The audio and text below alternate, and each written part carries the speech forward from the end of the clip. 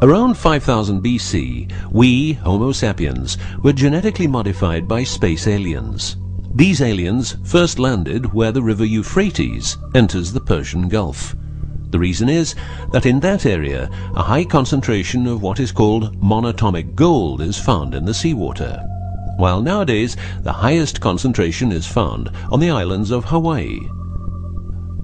The aliens were members of the Annunaki Empire and were on a quest to find this metal that is supposed to enhance and repair all bodily functions and stop the body from aging. Monatomic gold is what is called a superconductive metal. Superconductivity means that if you transport, for example, electricity through a line made of this material, you would not lose any energy as a result of heat dissipation. So if you input 100% of energy, you also output 100% of energy. Now apply this principle to your brain, which is a huge sensitive electrical machine. The monatomic gold makes your neural pathways act like quantum drive superhighways. This means that all your senses will receive input optimally.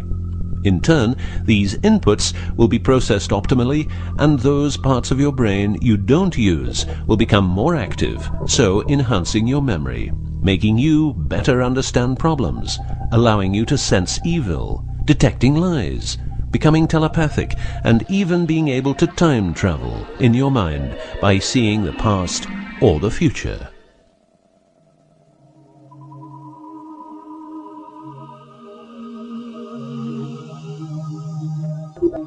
So the Annunaki, which is the name of the empire which includes races like the Saurian, or as they are called the Reptoids, the Argarians or Nordics because of their human looks, and the Greys from Zeta Reticula, were looking for monatomic gold. This involved enormous effort because it had to be extracted from seawater, or by processing it in such a way that the gold, usually in pairs of 8 atoms per molecule, could be separated into individual particles. In this fashion, the monatomic elements were separated from the multiatomic cousins. In a similar way, uranium-235 is produced. For the use as intelligent slaves, the Annunaki took a man, let's call him Adamski, and took out a part of a rib. This is because the rib is a part of the human body that can be removed without causing too much damage, and because the rib contains bone marrow, it's a perfect source for DNA. The Annunaki modified the DNA for a better manipulation of the humans and implanted it into a woman, let's call her Mulva. Mulva then had children with Adamski, and their children were, just like Mulva, genetically modified. These humans worked for the Annunaki, but not a lot of humans knew about the Annunaki, and then, for some reason, the Annunaki disappeared. An interesting detail is that the symbol for human DNA resembles the word Yah, which is God, but surely this is a coincidence.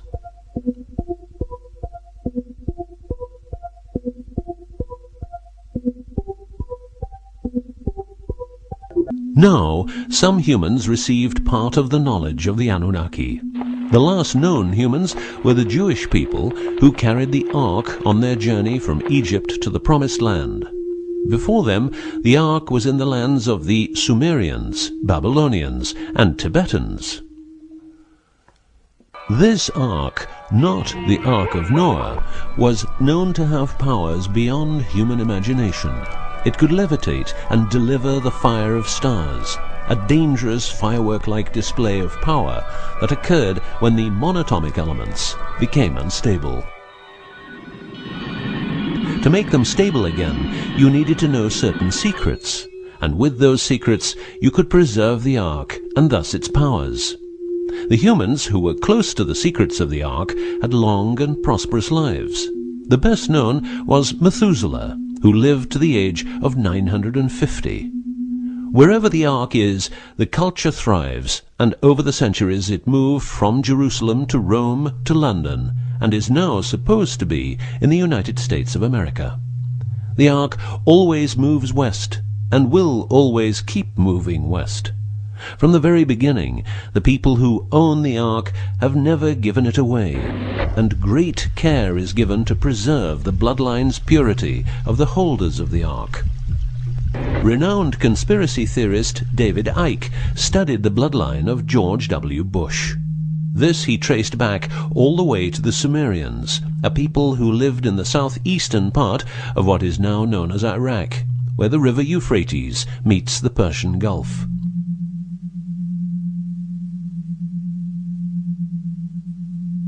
The secrets of the elements of the Ark, scientifically known as ORMs, orbitally rearranged monatomic elements, are nowadays hidden by secret societies that have control over society worldwide.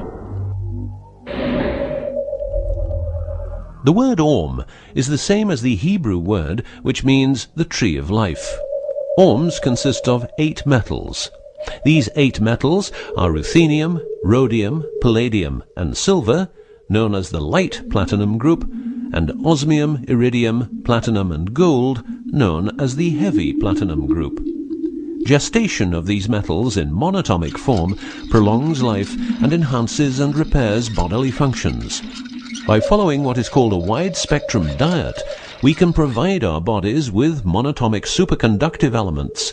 In other words, by eating a lot of grapes, carrots, all blue and dark red fruit and vegetables, and also much other fruit, vegetables, and fish.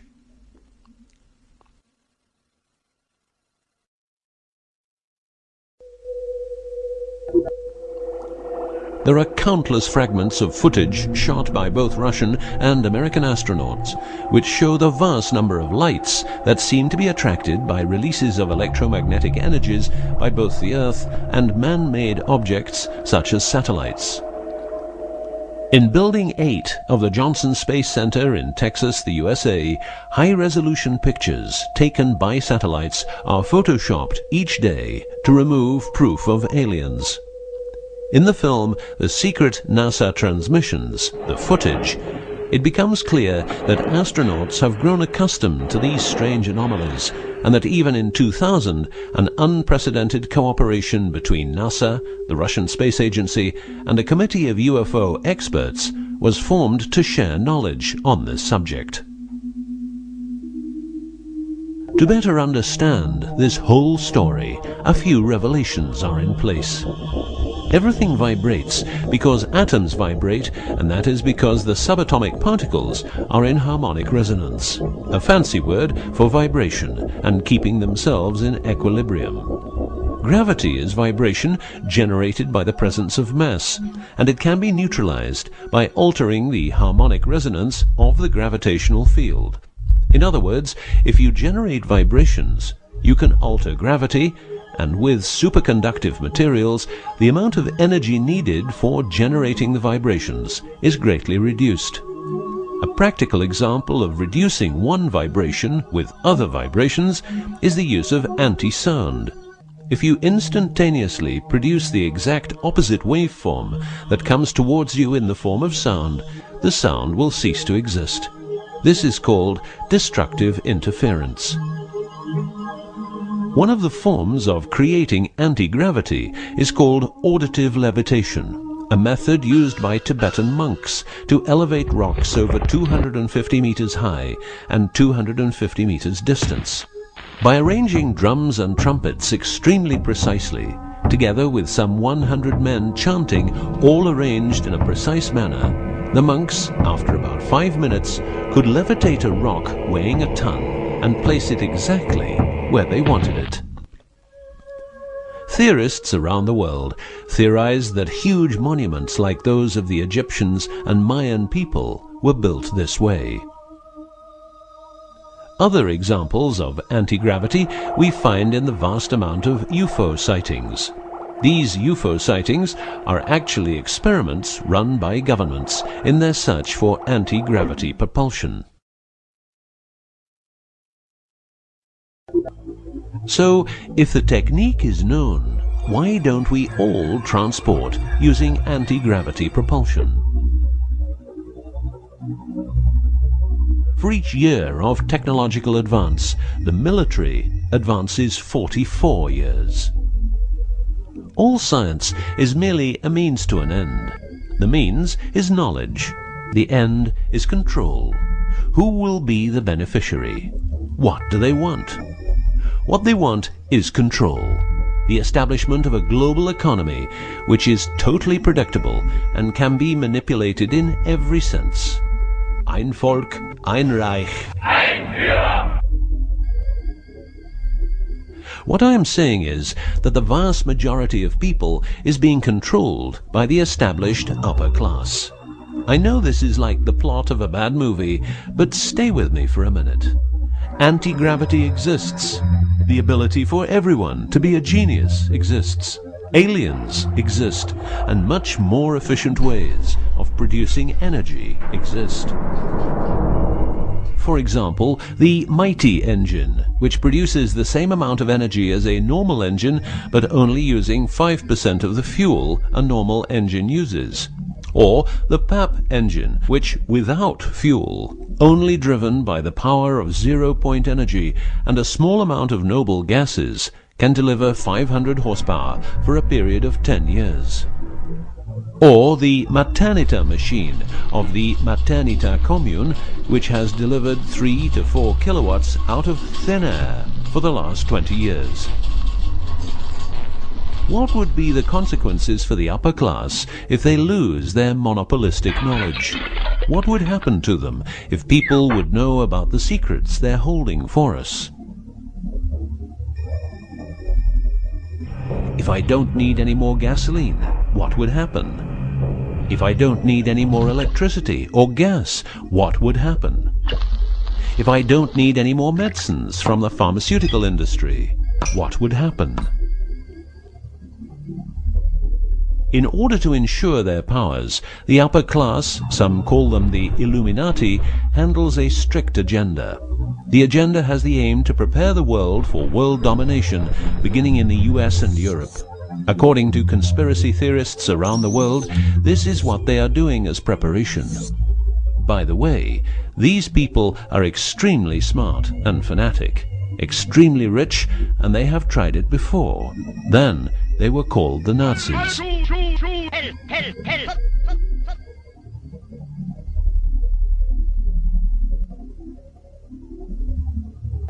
Although what you are going to see and hear sounds very peculiar, remember that a lot of people, for instance, ex-personnel of the US and UK armed forces, have been brutally murdered for making their information public. Let's begin with 9/11, but first a little history. What the Second World War did for the US is that it gave the country such an economic lead that it could easily grow more comfortable in its already powerful role. The industry of war gave everybody jobs, and therefore everybody could start consuming. Marshall aid gave Europe the economic impulse it needed. In other words, war leads to flourishing economies and leaps forward in technology. The process of transformation, even if it brings revolutionary change, is likely to be a long one, aside from some catastrophic catalyzing event like a new Pearl Harbor. These are the words of a neocon think tank whose members count people like Dick Cheney, Wolfowitz, and Donald Rumsfeld. What it says is that America needs a war to transform into its next shape, and 9/11 is our new Pearl Harbor. In the manipulation of people, one of the strongest weapons is to make people believe someone else did it. What I'm trying to say is that the US government is trying to make the people believe Osama did it. But did Osama do it? Did you know that 6 weeks before the WTC towers collapsed, the owner had a new insurance policy made up, ensuring that the owner, if the towers would collapse due to a terrorist attack, would receive the amount of $3.5 billion. The owner, because 2 towers went down, tried to claim 2 times $3.5 billion, but only received 2.2. What happened to building number 7?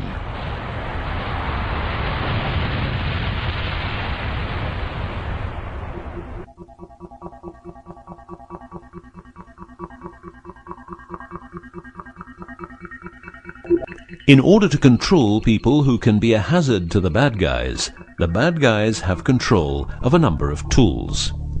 One of these tools is the remotely operated electromagnetic frequency weapon. These use microwave, ELF, extremely low frequencies, and acoustic frequencies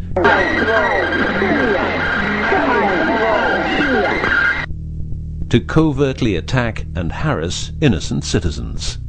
The use of frequency weapons on humans for behavioral control and murder is not new.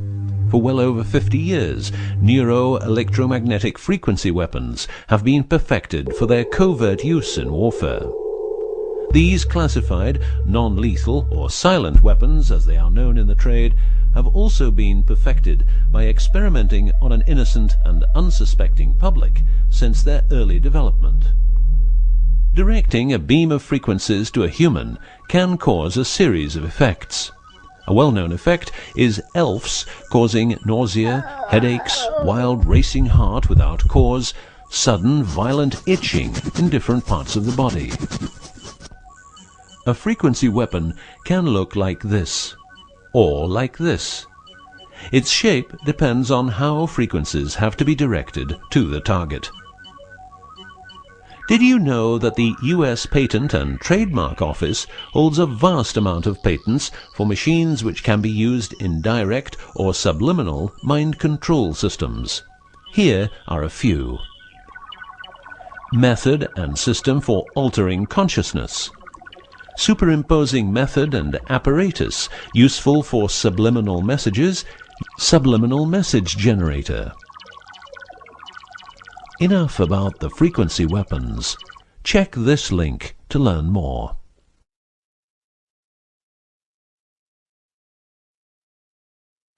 You will realize that to control people, you have to know what they are communicating. So in the 1950s, the UK and USA decided to set up the world's biggest espionage network to make sure all communications between Russians and spies or allies were monitored. This system has continuously been updated since the day it became operational. The system's name is Echelon and consists of a vast network of listening posts, extremely advanced computers, an enormous number of people, dishes, and taps. Echelon's computers capture every communication via Internet, GSM, UMTS, landlines, TV and radio broadcasts, satellite communications, private, military and diplomatic, and listens to every word. The computers work with a list of keywords, and when a message contains one or more keywords, the message is directed to a specialist who examines the message. If it is suspicious, further action may be taken. Echelon centres are around the world, but here are the best-known locations. Menwith Hill, North Yorkshire, England. HARP, Remote Mind Control Computer Centre, Alaska. Pine Gap, near Alice Springs, Northern Territory, Australia. Pine Gap has a complex of radomes, a huge computer room, and about 20 support buildings. The signals analysis section of the computer room is staffed exclusively by CIA and NSA analysts. Within the USA, Australia and the UK, the NSA can plug into every telephone call and message entering, leaving or transiting the country. The NSA is also constructing a network of towers up to 500 feet high, each tower at a distance of 200 miles from each other and stretching from the east to the west of the US. The network is called GWEN, Ground Wave Emergency Network. This network transmits very low frequencies combined with ultra-high frequencies and is used in case the communication systems in the US are rendered useless because of a nuclear attack. Coincidentally, the frequencies of Gwen coincide with the frequencies being used by frequency weapons. Also coincidental is the fact that mobile telephone systems like GSM and UMTS also operate in the same frequency areas as some frequency weapons. To further prepare for global domination, the secret US government, led by the corrupt holders of the Ark, also known as the Illuminati, or the New Global Union, or the New World Order, or just plain Nazis using the Eye of Lucifer as their symbol, has started building since the 1940s large underground bases with every commodity you can think of. These bases are basically large cities underground, connected by high-speed magneto-leviton trains that have speeds up to Mach 2. According to Phil Schneider, the black budget is a secret budget that garners 25% of the gross national product of the United States. The black budget currently consumes trillions of dollars per year. Presently, there are over 129 deep underground military bases, or DUMBs, in the United States. These underground bases were built using nuclear-powered laser drills that can drill 7 miles per day.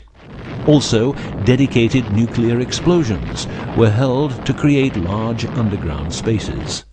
A lot of contractors work in these places, but never more than 3 to 4 weeks. Always under strict supervision, and before entering a site, they are warned that if they talk about what they see, it will cost them their lives. As mentioned, men are the result of a genetic modification by space aliens. These aliens have been on Earth for a long time, and lived in large underground cities all over the world.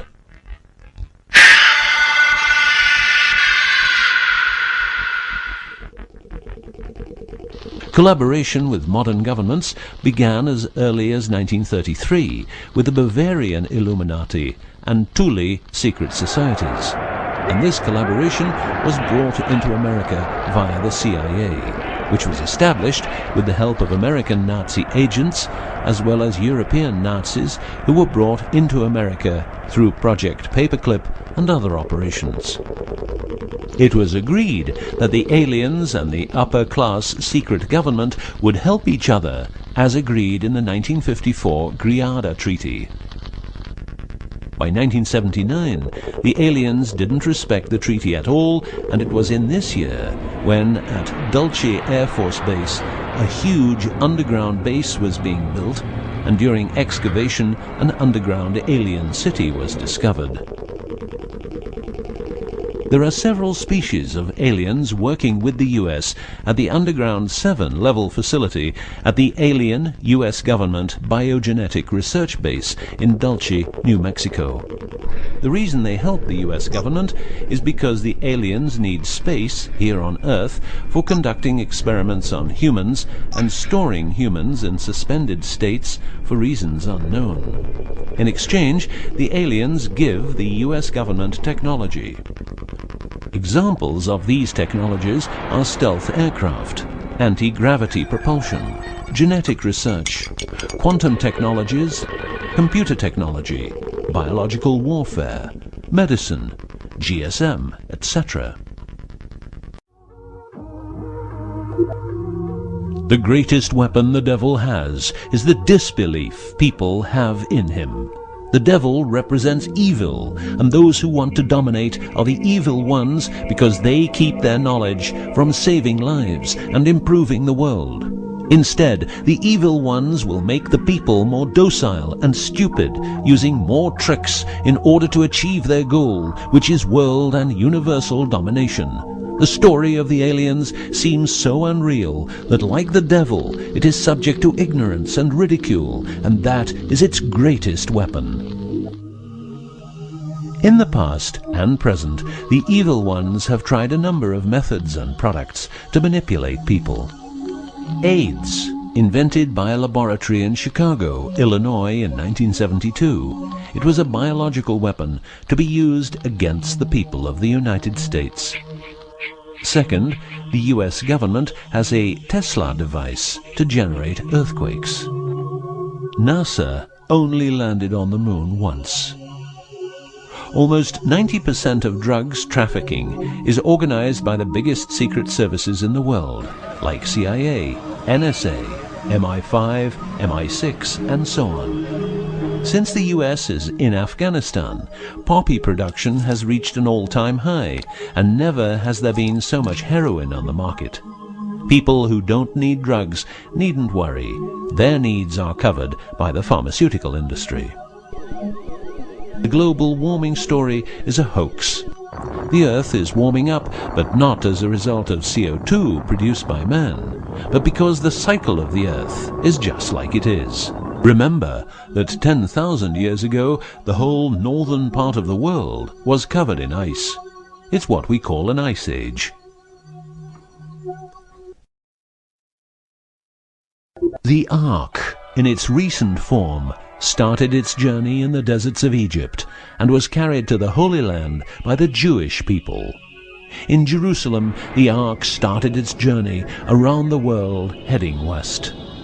Everywhere the Ark has been, one or more obelisks are erected as a symbol of establishment. In the future, the Ark will travel to China, Russia, Iran, until it reaches Jerusalem again, which means the whole world will be under the influence of Lucifer's eye. That will be the moment the Annunaki Empire will settle and rule Earth uncovertly. On many important sites in the world, buildings carrying symbols of Lucifer's return are common. The best-known example is the Pentagon, which suggests a pentagram referring to the Jewish symbolism and the symbolism of the Ark. Another example is the Israeli High Court.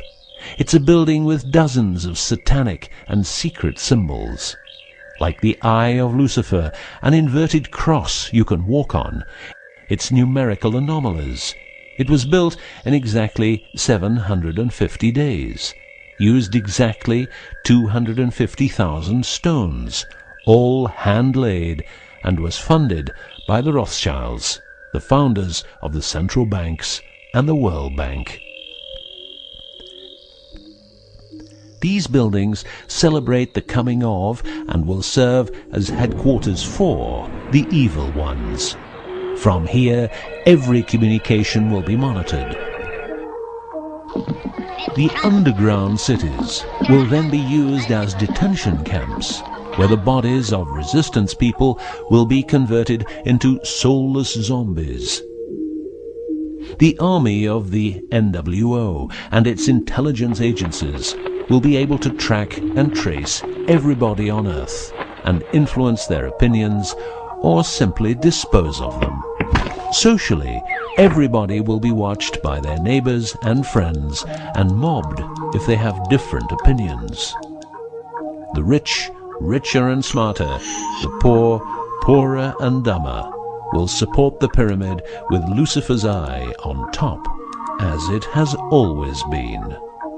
This will be the future, and the future is now.